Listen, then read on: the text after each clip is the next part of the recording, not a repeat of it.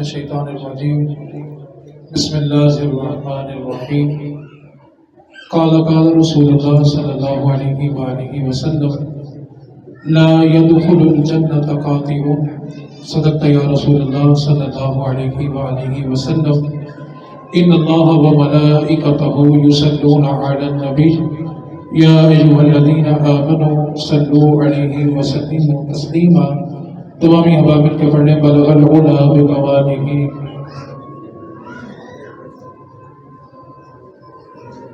برائے مہربانی اس کے لیے تھوڑی سی توجہ چاہتا ہوں۔ آپ کے سامنے ایک حدیث پاک تلاوت کی ہے۔ نبی پاک صلی اللہ علیہ وسلم نے ارشاد فرمایا رشتہ داری توڑنے والا جنت میں نہیں جائے گا۔ ماں یا باپ کے چلے جانے کے بعد اگر باپ گیا ہے تو جو رشتے باپ کے تعلق سے ہوتے ہیں آہستہ آہستہ وہ چھوٹنا شروع ہو جاتے ہیں۔ ماں کے جانے کے بعد جو رشتے ماں کی طرف سے ہوتے ہیں آہستہ آہستہ وہ چھوٹنا شروع ہو جاتے ہیں۔ پھر کچھ عرصے کے بعد بچے ماں باپ کو خواب میں دیکھتے ہیں اور پھر صبح تعبیر پوچھنے آتے ہیں کہ جی ماں جی کو یا ابا جی کو دیکھا تھا تو بیمار محسوس ہوتے تھے، پریشان نظر آ رہے تھے، کپڑے ان کے میلے نظر آ رہے تھے، تو ہم بڑے پریشان ہیں، ہم کون سا صدقہ دیں، کون سا ایصال ثواب کریں جس کی وجہ سے ہمارے ماں باپ کو قبر میں سکون ہو۔ تو ایک چھوٹا سا اور بہترین سا ایصال ثواب یہ ہے کہ ماں باپ کے رشتہ داروں کو جوڑ لو، تمہارے ماں باپ قبر میں خوش ہو جائیں گے۔ آپ ان کے رشتہ داروں کو جوڑو۔ میرے نبی پاک صلی اللہ علیہ وسلم کی بارگاہ میں صحابی حاضر ہوئے، عرض کیا آقا میرے والد کا انتقال ہو گیا، میں اپنے باپ کے لیے کون سا ایصال ثواب کروں؟ تو میرے نبی پاک نے فرمایا کہ اپنے باپ کے دوستوں سے اچھا سلوک کر، تیرا باپ قبر میں خوش ہو جائے گا۔ ایک دوسرے صحابی عرض کیا آقا میری والدہ چلی گئی ہے، میں کون سا ایصال ثواب کروں؟ تو میرے نبی پاک نے فرمایا اپنی خالہ کے ساتھ اچھا سلوک کر، تیری ماں قبر میں خوش ہو جائے گی۔ ماں باپ کے رشتہ داروں کو جتنی اذیت دیں گے آپ کے ماں باپ قبروں میں اتنے بے سکون ہوں گے۔ میرے نبی پاک نے واضح طور پہ ایک اصول دے دیا کہ رشتہ داری توڑنے والا جنت میں نہیں جائے گا۔ اللہ تعالیٰ نے جب رشتہ داری کو پیدا کیا نا تو رشتہ داری نے نا عرش کا پایا پکڑ لیا۔ اللہ کی بارگاہ میں عرض کیا کہ مالک و مولا مجھے دنیا میں نہ بھیج، تیرے بندے میرے ساتھ اچھا سلوک نہیں کریں گے۔ تو اللہ تعالیٰ نے جو رشتہ داری کو جواب دیا بڑی توجہ کے ساتھ سمجھنا ہے۔ اللہ تعالیٰ نے فرمایا رشتہ داری تو دنیا میں چلی جا، جو تجھے جوڑے گا میں رب اس کو جوڑوں گا، اور جو تجھے توڑ دے گا میں رب اس کو بھی توڑ دوں گا۔ آپ آزما کے دیکھ لیں، جس پر بھی مشکل حالات آئے ہیں نا دسترخوان کی طرف سے، مالی طرف سے، آپ آزما کے دیکھ لیں اس کے رشتہ دار اس سے نہیں ملتے ہوں گے۔ میرے نبی پاک کا حکم ہے، ایک صحابی آقا میرا دسترخوان تنگ ہو گیا، رزق کی قلت ہوگی، میں کیا کروں؟ میرے نبی پاک نے فرمایا کہ اپنے گھر کے دروازے رشتہ داروں پہ کھول دے، اللہ تیرا دسترخوان وسیع کر دے گا۔ ہم اتنے سمجھدار ہیں، اگر مسجد کے اندر کوئی تنکا پڑا ہو نا، کوئی کچرا پڑا ہو تو ہم اس کو اٹھاتے ہیں اور مسجد سے باہر رکھاتے ہیں۔ کیوں کہ مسجد اللہ کا، بولے تو صحیح ہے نا، مسجد اللہ کا گھر ہے۔ خانہ کعبہ میں چلے جائیں تو حرم اتنا صاف ہے، وہاں پہ مکھی بیٹھتی بھی نظر نہیں آتی، کیونکہ وہ اللہ کا گھر ہے۔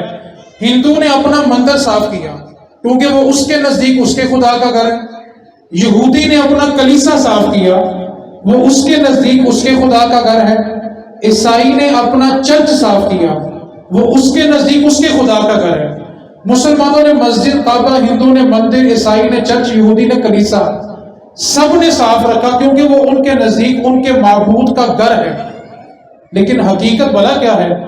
نہ رب مسجد میں ہے، نہ کعبے میں ہے، نہ مندر میں ہے، نہ چرچ میں ہے، نہ کلیسا میں ہے۔ جو کہیں پہ سما جائے وہ رب نہیں ہوتا، اور جو نہ سمائے وہی رب ہوتا ہے۔ یہ جو ہم جملہ بولتے ہیں نا خدا ہر جگہ موجود ہے، یہ کفر ہے۔ کیوں؟ جو کسی جگہ میں آ جائے وہ رب نہیں ہوتا، جو نہ آئے وہی رب ہوتا ہے۔ جملہ یہ بولنا چاہیے کہ خدا موجود ہے، ہر جگہ نہیں، خدا موجود ہے، وہ دیکھ رہا ہے، وہ سن رہا ہے، وہ جانتا ہے، خدا موجود ہے۔ اب مسجد صاف کر لی، کعبہ صاف کر لیا کہ خدا کا گھر ہے، لیکن خدا وہاں رہتا تو نہیں ہے۔ سلطان باہو نے فرمایا تھا، نہ رب کعبے وچ تے نہ رب مندر وچ، وہ وسدا تیرے اندر وچ۔ کعبہ بھی صاف کیا، مسجد بھی صاف کی کہ خدا کا گھر ہے، لیکن جس دل میں خدا رہتا ہے وہ دل سارے کا سارا ہی گندا ہے۔ مسلمان ہو کے، حضور کی امتی ہو کے رب کا گھر گندا کر دیا۔ ہمارے گھر میں کوئی کچرا پھینکے تو 6 مہینے صلح نہیں کرتے ہم لوگ، اس نے میرا گھر گندا کر دیا تھا، اپنے گھر میں صفائی کر کے گند میرے گھر کے آگے رکھ دیا تھا۔ ہم اپنے رب کا گھر گندا کیا ہوا ہے۔ اتنے گندے گھر کے ساتھ رب کا سامنا کیسے کریں گے؟ رسول کریم نے واضح طور پہ حکم دیا، رشتہ داری توڑنے والا جنت میں نہیں جائے گا۔ اب میرا آپ سے ایک سوال، تھوڑی توجہ چاہتا ہوں آپ کی، آپ سب گھر سے کس مقصد کے لیے آئے ہیں؟ پھر بولیں، دعا مانگنے کے لیے آئے ہیں۔ حدیث پاک بڑی توجہ کے ساتھ سنیں۔ میرے نبی پاک صلی اللہ علیہ وسلم نے فرمایا، جس محفل کے اندر رشتہ داری توڑنے والا بیٹھا ہو، اللہ تعالیٰ اس محفل کی دعا قبول ہی نہیں کرتا۔ آپ تو دعا مانگنے کے لیے آئے ہیں نا، جس نے رشتہ داری توڑی ہے اس کی دعا قبول ہی نہیں ہے، اور جس محفل میں وہ بیٹھا ہوا ہے اس محفل کی بھی دعا قبول نہیں ہے۔ آپ تو آئے تھے دعا مانگنے کے لیے، اور اگر دعا ہی قبول نہ ہو تو بتائیں اس کا فائدہ کیا ہوگا؟ جس کی دعا ہی قبول نہ ہو اس کے بارے میں کیا خیال ہے؟ خدا کے واسطے رب کا گھر صاف کر لو۔ خدا کا گھر اتنا گندا نہ کرو کہ خدا کا سامنا بھی نہ ہو۔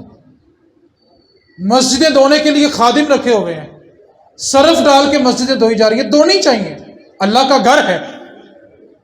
اور مسجد کتنی برکت والی ہے۔ میرے رسول کریم مسجد نبوی میں داخل ہوئے تو دیکھا ایک صحابی رسول مسجد کی صفائی کر رہے ہیں، اور مسجد کی مٹی اڑ کے ان کے لباس پہ پڑی ہوئی ہے۔ تو میرے رسول کریم اپنی عادت کے خلاف تھوڑا تیز چلے، تھوڑا تیز بھاگے، اور صحابی کو جا کے گلے لگانے لگے تو صحابی پیچھے ہو گئے۔ صحابی نے اپنا لباس جاڑا، وہ آگے ہوئے تو اب حضور پیچھے ہو گئے۔ عرض کی آقا میں تو اس لیے پیچھے ہوا تھا کہ میرے لباس کے اوپر مسجد کی مٹی پڑی ہوئی تھی، آپ کیوں پیچھے ہو گئے؟ تو فرمایا صحابی میں تجھے گلے لگا ہی اس لیے رہا تھا کہ تیرے کپڑوں کے اوپر مسجد کی مٹی پڑی ہوئی تھی۔ اور میرے رسول کریم نے اس کے بعد ایک جملہ ارشاد فرمایا، جنتی حوریں اتنی حسین ہے کہ 70 لباس بھی پہن لیں گی تو جسم کی چمک ختم نہیں ہوگی۔ لیکن اس سے آگے میرے نبی نے جملہ والا کیا فرمایا؟ فرمایا جنتی حوروں کو جو زیور دیا جائے گا نا، وہ مسجد کی مٹی سے بنایا جائے گا۔ مسجد صاف کرنے کے لیے خادم رکھا ہوا ہے، اور جس دل میں خدا کا بسیرا ہے وہ دل سارا ہی گندا کر لیا۔ بغض، حسد، کینہ، کدورتیں، بدلے کی آگ، سب کچھ اس کے اندر پال لیا۔ ایک بات کو یاد رکھو، اتنے گندے دل کے ساتھ رب کا سامنا نہیں ہوگا۔ کتنے جنازے اٹھائے اور چھوڑ آئے ہیں، کیا اب دل نہیں چاہتا تھوڑا بدل بھی جائیں؟ کتنے چہروں پہ اپنی مٹھیوں سے مٹی ڈال آئے ہو، کیا دل نہیں چاہتا کہ اب تھوڑا بدل بھی جائے؟ ایک بات کو یاد رکھیں، سفر ختم ہونے والا ہے، ہم سب موت کے بہت قریب ہیں، اور بلا کتنے قریب ہیں؟ آنکھ جھپکی ہے، پتہ نہیں کھلنی بھی ہے کہ نہیں کھلنی، اتنا قریب ہے موت کے ہم۔ تو کیا اب تھوڑا دل نہیں چاہتا تھوڑا بدل بھی جائیں یار؟ ہم بلا کیا کہتے ہیں؟ اب ذہن میں ایک سوال آ رہا ہے، ان کو کیا پتا ہو کہ ہمارے رشتہ دار کیسے ہیں؟ یہ شیطان کا پہلا وسوسہ ہے۔ ہم کہتے ہیں جو جیسا ملتا ہم اس کو ویسا ملتے ہیں۔ اور بھائی جو اچھا کر رہا ہے اچھے کے بدلے اچھا، یہ تو عدلے کا بدلہ ہو گیا۔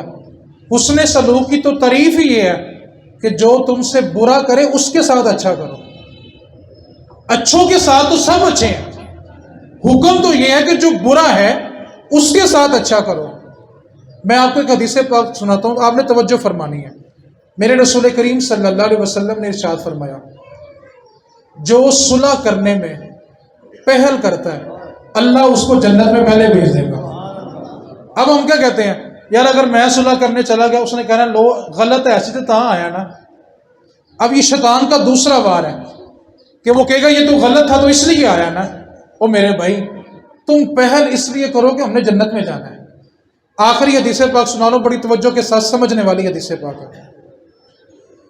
آج سورج زمین سے کروڑوں میل دور ہے، اور یہ سورج کی پشت زمین کی طرف ہے، چہرہ نہیں ہے۔ ابھی جب سورج اپنی آب و تاب کے ساتھ چمکتا ہے نا، گرمی پھینکتا ہے، تو ہم ننگے پاؤں ننگی زمین پہ کھڑے نہیں ہو سکتے، اور سورج ہم سے کروڑوں میل دور ہے اور اس کی پشت زمین کی طرف ہے، چہرہ اس کا آسمانوں کی طرف ہے۔ اب تھوڑی دیر کے لیے قیامت کا نقشہ دیکھیں۔ میرے رسول کریم نے فرمایا اس دن زمین تانبے کی ہوگی، سورج صرف 1.25 نیزے پہ ہوگا۔ 1.25 نیزہ مطلب 9 فٹ، صرف 9 فٹ سر کے اوپر سورج ہوگا۔ آج اس کی پشت ہے، اس دن اس کا چہرہ ہوگا، اور زمین تانبے کی ہوگی۔ اور میرے رسول کریم نے فرمایا کہ جب بندہ جب پل صراط کراس کرے گا نا، جہاں پل صراط ختم ہوتا ہے بالکل سامنے جنت کا دروازہ ہے۔ اور میرے رسول کریم نے فرمایا کہ جب بندہ پل صراط سے اترے گا نا، تو اس کی پیاس کی شدت اتنی ہوگی کہ 7 سمندروں کا پانی بھی اس کو دے دیا جائے تو اس کی شدت ختم نہیں ہوگی۔ لیکن میرے رسول کریم نے فرمایا اس دن، جس دن 7 سمندروں کا پانی اس کی پیاس ختم نہیں نہ کرے گا، وہ میرے حوض کوثر سے ایک بار پیالہ پیے گا، دوبارہ کبھی پیاس ہی نہیں لگے گی۔ اب یہ حدیث سنائی کیوں ہے؟ آپ نے اس حدیث کو توجہ سے سننا ہے۔ محشر کے اندر کسی بندے کو یہ خوف نہیں ہوگا کہ میں نے جنت میں جانا ہے کہ جہنم میں جانا ہے۔ اس وقت خوف کیا ہوگا؟ بس میرا حساب ہو جائے، مجھے پتا چلے میرا بننا کیا ہے۔ اس وقت دہشت حساب و کتاب کی ہوگی، اور دہشت کا عالم بھلا کیا ہوگا؟ میرے نبی پاک صلی اللہ علیہ وسلم نے فرمایا اللہ کی ذات کا اتنا جلال ہوگا کہ سب انبیاء رب کے سامنے خاموش کھڑے ہوں گے، اللہ کی بارگاہ میں کوئی کلام نہیں کرے گا۔ اور سب سے پہلے جس نے اللہ کی بارگاہ میں کلام کرنا ہے نا، ان کا نام مدینے والے رسول ہے۔ اب یہ حدیث سننی آپ نے جو میں سبق سنانے لگا ہوں۔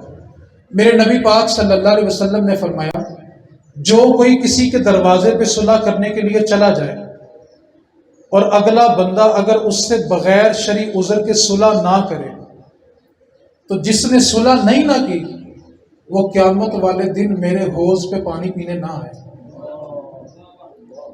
توجہ تو کرو یار، جس دن انبیاء بھی اللہ کی بارگاہ میں کلام نہیں کریں گے، اس دن اگر حضور نے ٹھکرا دیا، جس پیاس کو 7 سمندروں نے ختم نہیں کرنا، حضور کے ایک پیالے نے کرنا ہے، اور جس کو وہ بھی نصیب نہ ہوگا، بتاؤ حضور کو چھوڑ کے کہاں جاؤ گے یار؟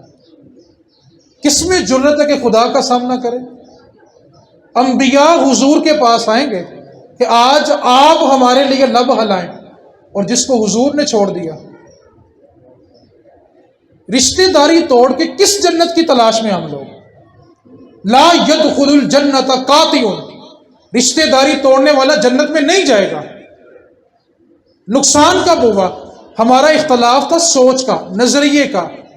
ایک بات کو یاد رکھیں، جس دن ہم یہ سمجھ لیں گے نا کہ ہمارے سامنے والا ہمارا ذاتی دشمن نہیں ہے، جانی دشمن نہیں ہے، صرف اس کی سوچ مجھ سے مختلف ہے، یعنی جو چیز مجھے اچھی لگتی ہے وہ اس کو اچھی، اور جو اس کو اچھا لگتا ہے وہ مجھے اچھا۔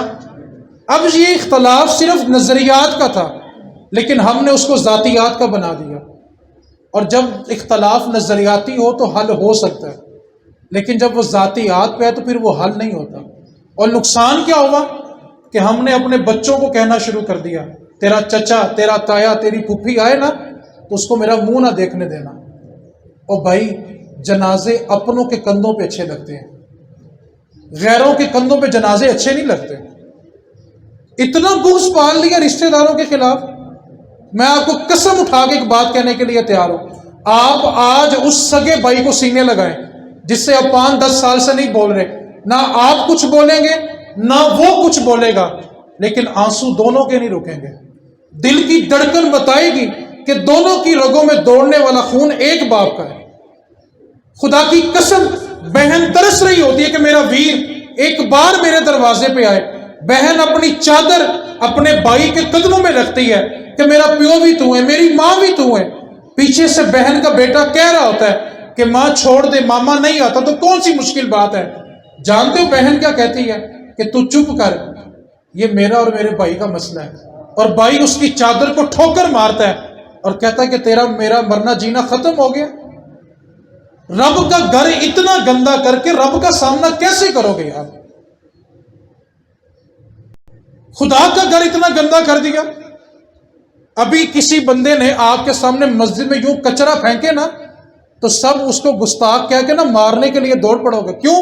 کہوگے اس نے اللہ کا گھر گندا کر دیا، مسجد گندی کر دی ہے۔ جس کا بچہ پیشاب کر دے 6 مہینے اس کے بارے دل صاف نہیں ہوتا، کیوں؟ اس نے اللہ کا گھر گندا کر دیا۔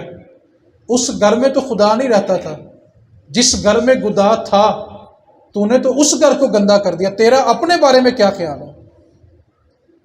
آج کوئی مسجد میں کچرا پھینک دے تو ہم کہتے ہیں یہ بندہ گستاخ ہو گیا، رب کا گھر گندا کرتا ہے، اور جس گھر کو تو نے خود گندا کیا ہوا ہے۔ عورتیں ہیں سالہ سال بات کو نہیں چھوڑتی، ایک بار تھوڑی دیر کے لیے توجہ تو کرو، اتنا گندا دل لے کے رب کے سامنے کیسے جاؤ گے؟ حضور کا سامنا کیسے کرو گے یار؟ ہم میں سے ہر شخص بھلا کیا چاہتا ہے؟ اگر مجھ سے غلطی ہو جائے تو سامنے والا مجھے کیا کرے؟ ہم چاہتے ہیں کہ اگر ہم سے غلطی ہو تو سامنے والا ہمیں، یار اگر اس سے ہو گئی تو ہم معاف کیوں نہیں کرتے؟ اپنے بارے یہ سوچ ہے کہ وہ مجھے معاف کر دے، اور اگر وہی غلطی سامنے والے سے ہو گئی ہے تو ہم اس کو معاف کرنے کے لیے تیار کیوں نہیں ہیں؟ اس واسطے آج کی مجلس کا ایک سبق یہ ہے کہ خدا کے واسطے یہ ہاتھ جوڑے ہوئے ہیں، خدا کا گھر صاف کر دو یار، ورنہ دعا مانگنے سارے آئے ہو۔ جس محفل میں رشتہ داری توڑنے والا بیٹھا ہو یا بیٹھی ہو، اللہ اس محفل کی دعا قبول نہیں کرتا۔ خدا کے واسطے دوسری اور آخری بات، اہل سنت و جماعت الحمدللہ ہمارا نشان ہے، ہماری پہچان ہے، لیکن ہمیں ایک شکوہ ہے، ہم نے اپنے مرنے والوں کو چند دیگوں تک محدود کر دیا۔ یہ سب سے بڑا ظلم ہم نے مرنے والوں کے ساتھ کیا۔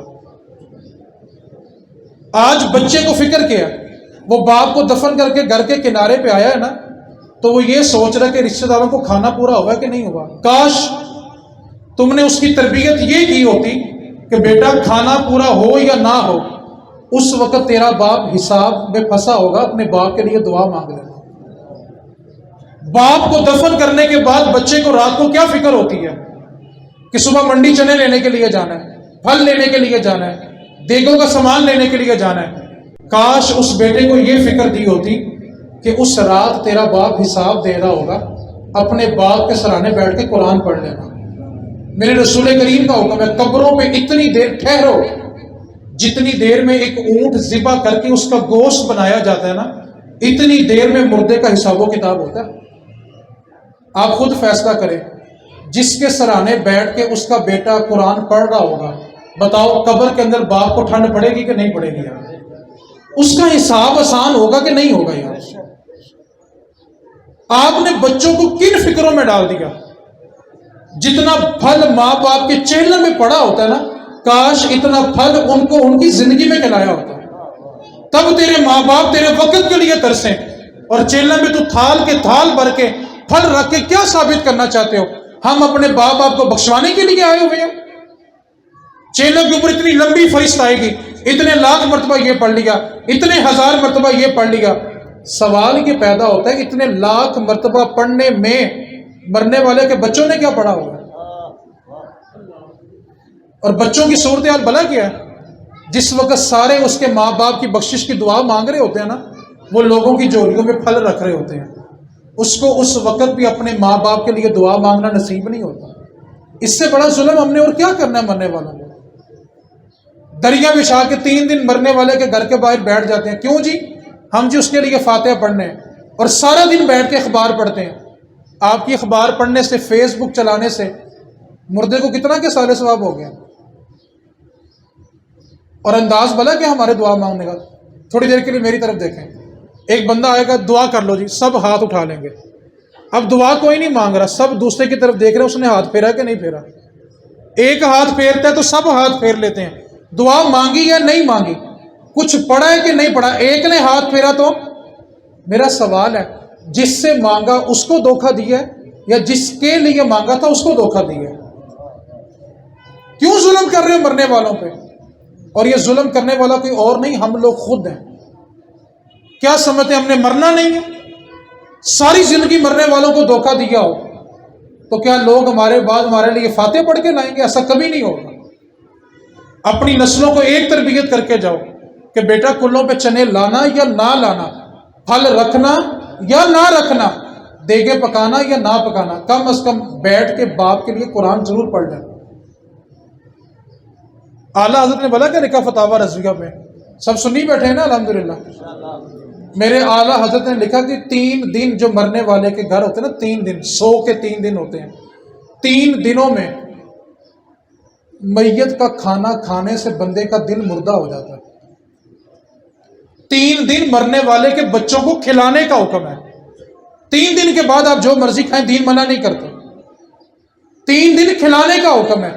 جس وقت جعفر طیار رضی اللہ تعالیٰ عنہ شہید ہو گئے نا، حضور اپنے حجرہ نور میں تشریف لائے، آ کر فرمایا کہ جعفر کے گھر والوں پہ قیامت ٹوٹی ہے، تم کھانا تیار کرو، محمد خود ان کے گھر میں کھانا لے کے جائے گا۔ تھوڑا سا دین ہم یہ والا کیوں نہیں سیکھ لیتے؟ باپ کی میت پڑی ہوتی ہے، بیٹے کو یہ فکر نہیں ہے کہ میرے باپ کا آگے حساب و کتاب کیسا ہونا ہے۔ ماں کی میت پڑی ہے، بیٹے کو یہ فکر کم ہوتی ہے کہ میری ماں کا اگلا جہان کیسا ہوگا۔ فکر کیا ہوتی ہے؟ کھانے کا کس کو کہنا اور کتنی دیگوں کا کہنا ہے۔ کیوں ظلم کرتے ہو یار؟ جس ماں باپ نے آپ کو اتنی مشقتوں سے پالا ہے، آپ نے ان کا بدلہ 2 دیگوں میں چکا دیا۔ نماز بیٹھ کے ماں باپ کے لیے ایک نہیں پڑھی، قرآن کا رکوع ایک نہیں پڑھا، اور 2 دیگیں پکانے سے کیا بخشش ہو جائے گی ماں باپ کی؟